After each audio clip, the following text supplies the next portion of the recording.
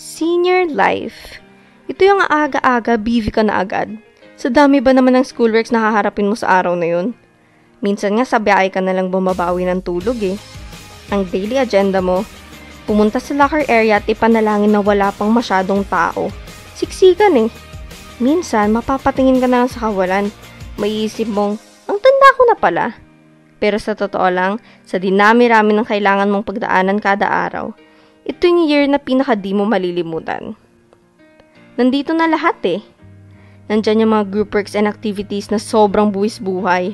Ito yung mga activities na hindi option ng pag-YOLO.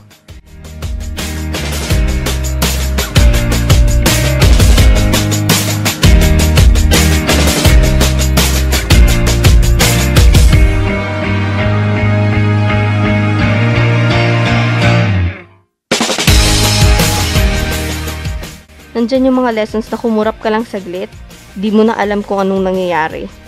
Ito yung normal na lang mag-review ng mga 1,000 beses, ma-memorize lang ang dapat na i-memorize.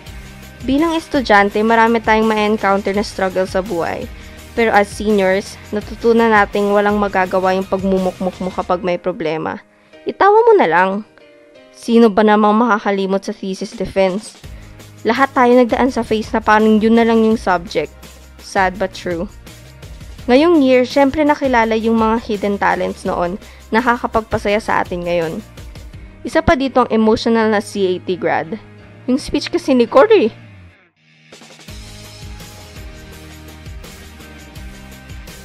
Dito natin nakita yung mga taong ginawa yung makakaya nila para makamit yung CAT award na para sa kanila.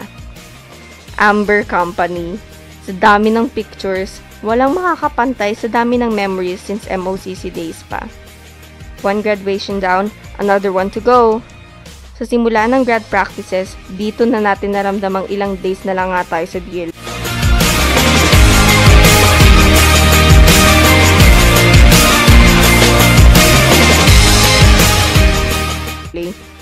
Nakakapagod pero some people, Sandra, just have too much reserved energy.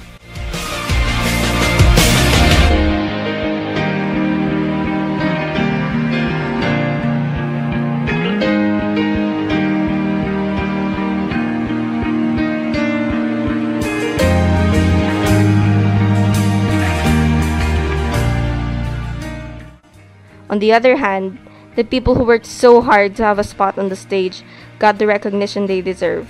Some jumped up and down, some teared up. It was a mix of emotions. Their success is truly relevant to the quotation. There's no elevator to success. You have to take the stairs.